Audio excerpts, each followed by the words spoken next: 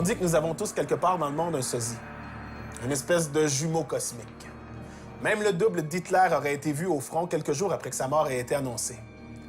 Peut-être que c'est ce qui est arrivé à l'enseignante dans notre prochaine légende.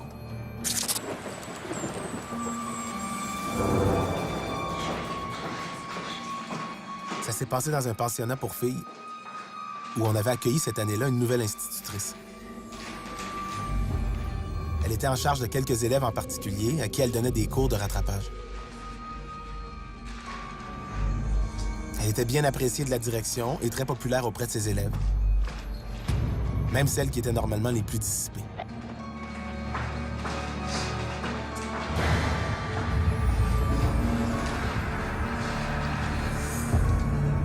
Mais quelques semaines après son arrivée, des rumeurs ont commencé à circuler parmi les élèves du pensionnat. On racontait que la nouvelle enseignante avait le don d'être à deux endroits à la fois. Pendant une dictée, alors qu'elle se tenait devant ses élèves, l'une d'entre elles l'a aperçue, au même moment dans le corridor. Mais chaque fois, les apparitions pouvaient s'expliquer par un malentendu, la fatigue ou une hallucination.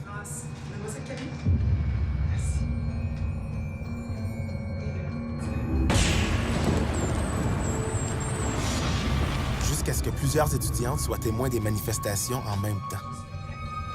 Ça s'est passé pendant le cours de musique. Les élèves pratiquaient leur solfège et l'enseignante donnait quelques précisions en regardant sa partition. C'est à ce moment-là qu'est apparu son double juste derrière elle. L'enseignante, elle, ne voyait pas sa jumelle.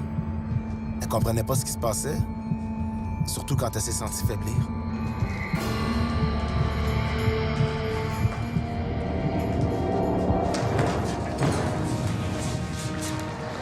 Une des étudiantes a couru chercher la directrice, mais cette dernière a mis l'enseignante à la porte afin d'éviter des élans de panique suite à toutes ces rumeurs de dédoublement mystérieux. L'enseignante ne remettra plus jamais les pieds au pensionnat. Par contre, son double, lui, reviendra après la pause.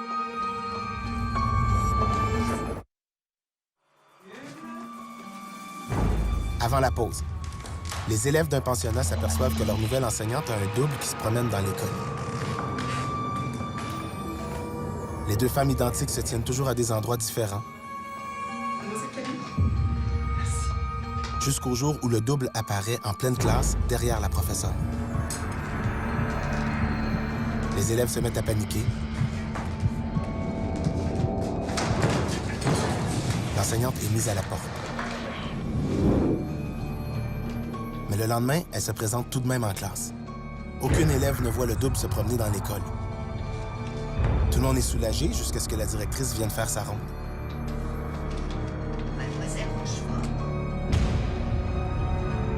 Elle donne l'ordre à l'enseignante de quitter la classe sur le champ, puisqu'elle avait été mise à la porte la veille.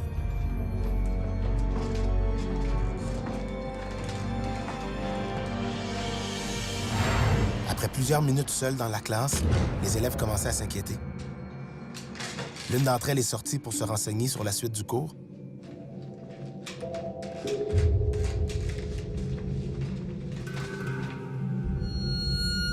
C'est là qu'elle a découvert la directrice, morte étranglée. Plus loin, l'enseignante s'éloignait, lentement.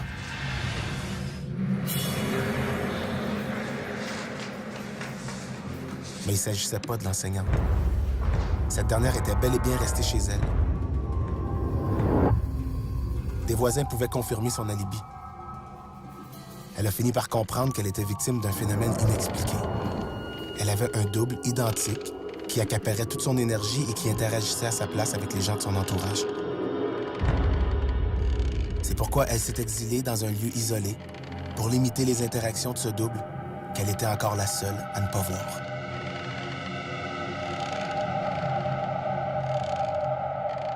Ici, on parle du cas d'Émilie Sager, qui était originaire de Dijon, en France. Et cette femme-là va être engagée comme professeure en Lettonie en 1845-1846. Mais le témoignage est sous caution, puisqu'il n'a été rapporté que par un seul témoin qui aurait été une de ses élèves. y a aussi une fin alternative à cette histoire-là qui dit que la femme s'était ensuite trouvée, était pas morte, puis elle s'était trouvée un autre emploi comme gouvernante pour une femme riche.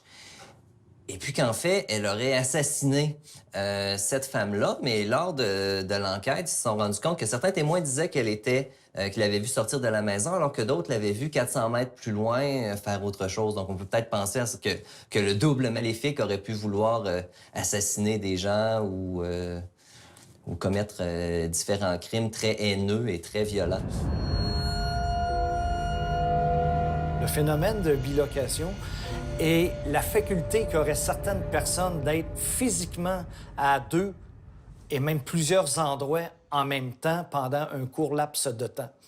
Et un des cas les plus célèbres est le Padre Pio, où pendant qu'il disait sa messe, au même moment, il sauve une dame qui, distraite, va tomber dans un précipice.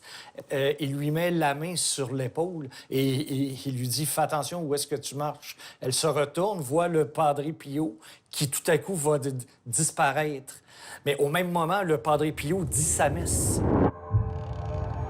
C'est peut-être ce qui est arrivé aussi à Émilie Saget, c'est-à-dire que elle, selon le témoignage, ça serait éventuellement, peut-être, elle, ça serait son double astral qu'elle ne pouvait contrôler, qui apparaissait pas tout à fait matériellement comme le Padre Pio, mais qui, éventuellement, pouvait agir indépendamment d'elle.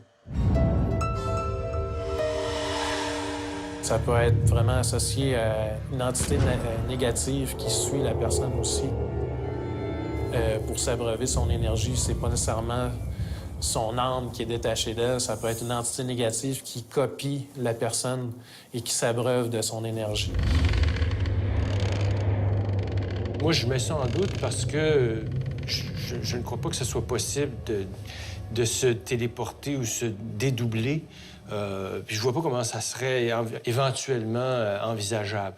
Donc, pour moi, toutes ces histoires-là pourraient s'expliquer assez simplement par la science. Une des explications logiques, ce serait tout simplement l'existence de jumeaux, de jumelles identiques. Vous savez, des gens qui ont exactement le même code génétique, et ça existe, et qui sont, dans certains cas, parfaitement identiques. Vous auriez une personne exactement semblable à moi qui serait dans l'autre pièce, qui rentrerait, ça ferait son effet. Donc, ça existe, ces choses-là. Ce que j'ai trouvé intéressant dans cette histoire-là, c'est pas le point de vue des jeunes qui voient ça, mais plus le point de vue de la femme. S'imaginer avoir un double de nous qui nous suit, c'est une idée vraiment terrifiante. Imaginez le type d'émotion que ça engendrerait en moi de savoir qu'il y a un autre moi qui se promène et qui me suit. Est-ce que cette personne-là peut interagir avec les autres à ma place? Pourquoi elle est là? C'est extrêmement terrifiant.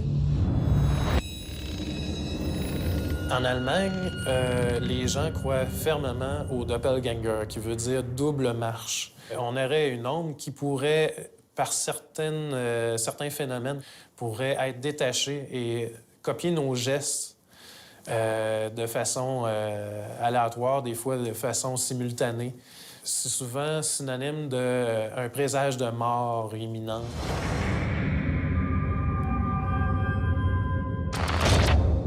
Plus près de nous, Abraham Lincoln aurait supposément vu un double de lui-même. Il s'assoyait souvent dans son salon privé. Il y avait un miroir devant lui. Il était assis dans son fauteuil et il voyait son reflet. Et un double reflet qui avait l'air plus fatigué, plus pâle, plus malheureux. Et il a déduit de ça que c'était une apparition de son futur. Donc, en voyant un double visage, il allait comprendre qu'il allait avoir un deuxième mandat comme président des États-Unis, mais qu'il n'allait pas survivre à son deuxième mandat. Et c'est effectivement ce qui est arrivé. Il est mort lors de son deuxième mandat, assassiné, évidemment. Dans la littérature aussi, on a vu d'autres équivalents de jumeaux maléfiques. Dans ce cas-là, c'est des jumeaux. Par exemple, au Québec, il y a le roman Le Passager de Patrick Sénécal qui raconte l'histoire d'un jeune homme qui prend un autostoppeur et puis qui accuse l'autostoppeur de commettre des meurtres, mais il s'avère qu'en fait, c'est pas l'autostoppeur, le tueur, c'est lui-même. Ça me fait penser aux gens qui prétendent qu'on a tous un sosie quelque part.